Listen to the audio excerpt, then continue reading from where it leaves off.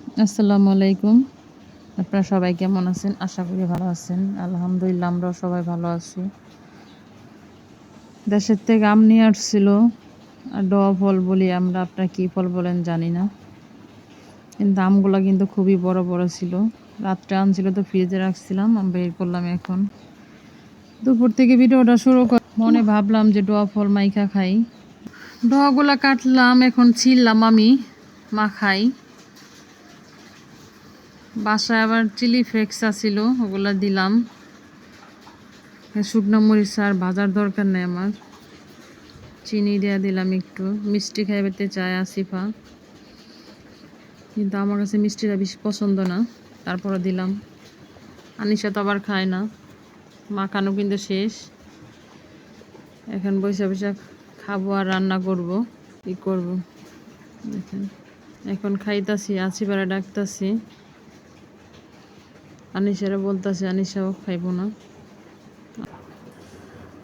মাখানো খাইতে খাইতে কিন্তু আমি ভাজি বসাই দিছি আবার। দেখেন, কারণ কি কুইটা আমি আগেই রাখছিলাম, কুইটা রাইখা আমি ডোয়া মাখা। এইখানে আরেক চুলায় আমি আবার কাঁকরোল ভাজা বসাই দিছি, কাঁকরোল ভাজতেছি। ভাজিটা আবার দেখতেছি, ভাজিতে কিন্তু আমি টমেটো দিয়ে দিচ্ছি। ভাজিটা পরে হয়ে গেছে আমার। দেখেন, এখানে আমার কাঁকরোল আবার হয়ে গেছে, কাঁকরোলটা উঠায় ফেলাই। এখন ডিম রান্না করবো আমি। পেঁয়াজ দিয়ে দিলাম কড়াইতে,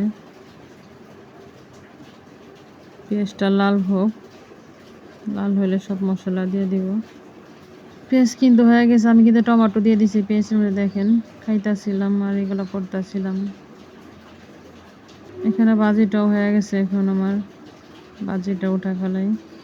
এখানে আবার মশলাগুলো একটু নাড়া দিয়ে আমি একটু আদা রসুন বাটা দিয়ে দিলাম, নাড়া দিয়ে দিলাম। টমেটোর একটু গইলা আসলে বাদ বাকি মশলাটি দিয়ে দিব। একটু পানি দিয়ে নাড়া দিয়ে দিচ্ছি, মশলাটি কষানো হয়ে গেছে। আলুগুলা দিয়ে দিলাম এখন। আলুটা সবাই পছন্দ করে, এই কারণে আলু দিলাম। দিতে চাই নাই, পরে কাইটা আবার আলু দিতে হইলো। এখানে আমি গিলাগুলি যে বাইর করছি, দুইটা ছিলাম রান্না করার জন্য। চুলায় কিন্তু আমি মশলা কষাইতেছিলাম। দেখেন, কষানোর পরে হয়ে গেছে, আর একটু হোক, আলুটা সিদ্ধ হয়ে আসলে দিব, কারণ কি গিলাগুলি হইতে তো সময় লাগবে না। এখন পরে ধোয়া শেষ আমার।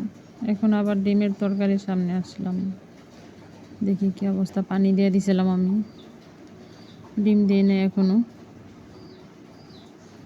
চোলটা একটু কম আসলে ডিম দিয়ে দিব। ডালটা আমার হয়ে গেছে, দেখেন। এখানে আবার ডিমটা দিয়ে দিলাম, আর একটু হইলেই আমার ডিমের তরকারি হয়ে যাব। একটা গোলমরিচ পড়ছিল মশলার সাথে, তাই উঠায় ফালাইলাম না, দিয়ে দিলাম।